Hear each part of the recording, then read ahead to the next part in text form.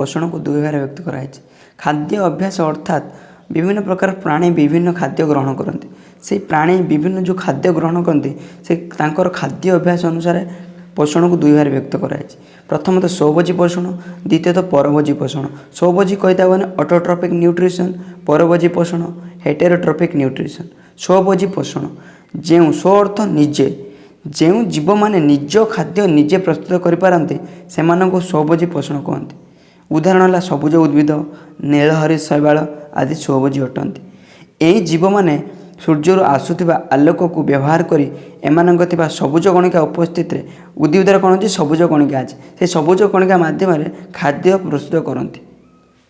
ये सूर्य जो आलोक रश्मि आसचे सूर्य जो आलोक रश्मि आसिक पत्र उपरे पड़े से पत्र भितर सबुज कणिका अच्छे से सबुज कणिका भितर कौन हो सूर्य आलोक पड़ला ता देहर अंगारकाम्ल गैस गला ता सहित जल गला से पत्र भितर को से गोटे प्रक्रिया हुए से कहते आलोक श्लेषण प्रक्रिया। जो आलोक श्लेषण प्रक्रिया कौन तैयारी हुए ग्लूकोज भाया अणु तैयारी हुए। ग्लूकोजटा है गोटे खाद्य उद्भिदर खाद्य से खाद्य ग्लूकोज तैयारी हुए आ कौन निर्गत हुए अम्लजान निर्गत हुए से समय आलोक श्लेषण में अम्लजान निर्गत हुए। जो अम्लजान को आम नियंती से अम्लजानटा आलोक श्लेषण ही होता है। आउ किसी बैक्टेरिया अच्छा जोड़ा कि निज खाद्य निजे प्रस्तुत करें। नाइट्रेट प्रस्तुतकारी बैक्टेरिया गंधक बैक्टेरिया कौन करे निज खाद्य निजे प्रस्तुत करें से जो प्रक्रिया प्रस्तुत करती कहते रसायन श्लेषण। कौन करती नाइट्रिफाइड बैक्टेरिया कौन करे आमोनिया को HNO2 परिणत कर दे आ शक्ति उत्पन्न करे। नाइट्रस ऑक्साइड तक कहते आमोनिया नाइट्रस ऑक्साइड परिणत है शक्ति दिए। आउ एठी सल्फर बैक्टेरिया कौन करे हाइड्रोजन सल्फाइड को सल्फर परिणत करे जहाँफल से शक्ति हुए। एटा नाइट्रिफाइंग बैक्टेरिया चित्र एटा है गंधक बैक्टेरिया जो लाल लाल कलर देखा गंधक बैक्टेरिया ता भीतर अच्छी। परभोजी पोषण हेटेरोट्रॉपिक न्यूट्रिशन। परभोजी अर्थ जी निज खाद्य निजे प्रस्तुत न करें अन्य जीव उपर निर्भर करते। उदाहरण जो जीव मैंने निज खाद्य निजे प्रस्तुत कर पोषण पर अन्य प्राणी बा उद्भिद उपर निर्भर करते से परभोजी पोषण कहुए।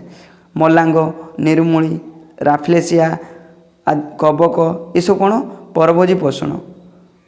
एमाने जो परभोजी पोषण को खाद्य अभ्यास पुणी चारि भाग व्यक्त कराई। परभोजी पोषण कौन कौन प्राणीसम पोषण, मृतोपजीव्य पोषण, परजीव्य पोषण, सहजीव्य पोषण। प्राणीसम मृतोपजीव्य परजीव्य सहजीव्य एक आम मन रखा गोटे बढ़िया कि टेक्निकाली मन रखा भाव गोटे प्राणी अच्छी प्राणी भाव गोटे बाघ अच्छी से बाघटा मरीगला पर मृतोपजीव्य होगला तापर से पचिगला कौन हम तार जी पोक जोक हो जाते बैक्टेरिया फैक्टेरिया जाते भाव से बाघ उपर परजीवी सब बसीगले तापर बाघ मरीगला आत्माटा कि दिन पर पलैला जाकि स्वर्गर बास कला स्वर्गर बास कला देवता मान रहा सह मान कौन सहजीविता अर्थ है मिसिक रहा। प्राणी सम पोषण परजीवी प्राणी को छाड़ी अन्य समस्त प्राणी यही श्रेणी अंतर्भुक्त। यही प्राणी मैंने अन्य उद्भिद व प्राणी को निजर खाद्य रूप ग्रहण करते यहाँ प्राणी सम पोषण कहते। प्राणी सम मतलब परजीवी प्राणी को छाड़ी आउ जी प्राणी रही सबू प्राणी सम पोषण अंतर्भुक्त। उदाहरण आम देखा गाई कुकुर इत्यादि प्राणी सम पोषण। मृतोपजीव्य पोषण मृत अर्थ जी मृत प्राणी उपर निर्भर करते कहते साप्रोफाइटिक न्यूट्रिशन। जो परभोजी मृत गलित पचा छाड़ा उद्भिद व प्राणी को निजर खाद्य रूप ग्रहण करते कहते कौन मृतोपजीवी। यही जीव मैंने कठिन पदार्थ को खाद्य रूप ग्रहण करपारती ना कहीं करपारती ना एमाने कठिन पदार्थ ग्रहण न करवा हेतु एमाने पाखर गोटे स्पेशल जिनस केमिकाल रखिथांती से जो जीवड़ा मरी थे ऊपर कौन करदे सिक्रेट करदे किसी से केमिकालटा सिक्रेट करदेने बा छाड़देने से जो कठिन पदार्थ जो थी बॉडीटा मरी जाए से तरल हो ये इजिली नहीं पारे। शरीर बाहर ही जटिल खाद्य को सरल खाद्य परिणत कर सरलीकृत खाद्य को शरीर मध्य को शोषण करी तापर कौन सरल करदे सरल करके शोषी ने शोषी नहीं कि ये बाहुबली हे पूरा शरीर गठन करिए। उदाहरण कौन छतु कबक ईस्ट बैक्टेरिया ये चित्र आम देखिपार ईस्ट फंजी बैक्टेरिया इत्यादि है कौन से खाद्य सब जो परजीवी पोषण। पारासाइटिक न्यूट्रिशन जो जीव माने ଅନ୍ୟ ଜୀବନ୍ତ ଉଦ୍ଭିଦ ବା ପ୍ରାଣୀଙ୍କ ଶରୀର ଭିତରେ ବା ବାହାରେ ରହି ସେମାନଙ୍କ ଠାରୁ ଖାଦ୍ୟ ସଂଗ୍ରହ କରି ନିଜର ପୁଷ୍ଟି ସାଧନ କରନ୍ତି ସେମାନଙ୍କୁ ପରଜୀବୀ କୁହାଯାଏ। ପରଜୀବୀ ମାନେ କ'ଣ ଅର୍ଥ ହେଲା? ପରଜୀବୀ ଯେଉଁ ଜୀବମାନେ ଅନ୍ୟ ଜୀବନ୍ତ ଉଦ୍ଭିଦ କ'ଣ ବୁଝିପାରୁଛ? ଅନ୍ୟ ଜୀବନ୍ତ ମାନେ ସେ ଜୀବନ ଥିବ ଆଉ ପ୍ରାଣୀ ଶରୀର ଭିତରେ ବା ବାହାରେ ରହି ସେମାନଙ୍କଠାରୁ ଖାଦ୍ୟ ସଂଗ୍ରହ କରି ନିଜର ପୁଷ୍ଟି ସାଧନ କରନ୍ତି ତାକୁ କୁହନ୍ତି ପରଜୀବୀ। ପରଜୀବୀ ମାନେ ଉଦ୍ଭିଦ ଓ ପ୍ରାଣୀଙ୍କ ଠାରୁ ସରଳୀକୃତ ଖାଦ୍ୟ ସିଧାସଳଖ ଗ୍ରହଣ କରି ନିଜର ପୁଷ୍ଟି ସାଧନ କରନ୍ତି। ଭାବ ଗୋଟେ ଉଦ୍ଭିଦ ନିଜେ ଖାଦ୍ୟ ପ୍ରସ୍ତୁତ କରି ରଖିଛି ସେଇ ବା ପ୍ରାଣୀ ସେଇ ଖାଦ୍ୟକୁ ଏମାନେ ଶୋଷିକି ନେଇଗଲେ, ଶୋଷିକି ନେଇକି ନିଜେ ବଞ୍ଚିଲେ, ତାକୁ କୁହନ୍ତି ପରଜୀବୀ ପୋଷଣ। ମଲାଙ୍ଗ, ନିର୍ମୂଳୀ, ରାଫ୍ଲେସିଆ ଆଦି ଉଦ୍ଭିଦ, ପ୍ଲାଜମୋଡ଼ିୟମ, ଉଙ୍କୁଣି, ଜୋକ, କେତେକ କୃମି ପରି ପରଜୀବୀ ଅଟନ୍ତି।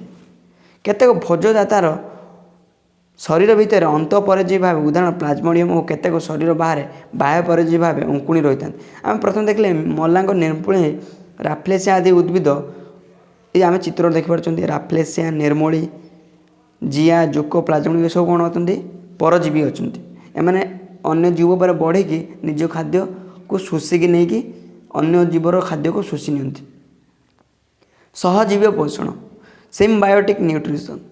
ସିମ୍ବାୟୋଟିକ୍ ସହଜୀବ ଅର୍ଥ ହେଲା ଗୋଟେ ଜୀବ ଆଉ ଗୋଟେ ଜୀବ ସହିତ ମିଶିକି ଇଏ ତାକୁ ସାହାଯ୍ୟ କରୁଥିବ ସିଏ ତାକୁ ସାହାଯ୍ୟ କରୁଥିବ। ବେଳେବେଳେ ଦୁଇଟି ସମ୍ପୂର୍ଣ୍ଣ ଭିନ୍ନ ଜାତିର ପ୍ରାଣୀ ଅଥବା ଉଦ୍ଭିଦ ଓ ପ୍ରାଣୀ ବା ପ୍ରାଣୀ ଓ ଅଣୁଜୀବ ବା ଉଦ୍ଭିଦ ଅଣୁଜୀବ ଏକାଠି ବାସ କରିଥାନ୍ତି। ଗୋଟେ ହେଲା ସମ୍ପୂର୍ଣ୍ଣ ଭିନ୍ନ ଜାତିର ପ୍ରାଣୀ ଉଦ୍ଭିଦ ବାସ କରିପାରେ, ଗୋଟେ ପ୍ରାଣୀ ଆଉ ପ୍ରାଣୀ ବାସ କରିପାରେ, ଗୋଟେ ଅଣୁଜୀବ ସହିତ ଗୋଟେ ପ୍ରାଣୀ ବାସ କରିପାରେ ବା ଗୋଟେ ଉଦ୍ଭିଦ ଉପରେ ଗୋଟେ ଅଣୁଜୀବ ବାସ କରିପାରେ। ଏହାକୁ କ'ଣ କୁହନ୍ତି? ସହଜୀବିତା।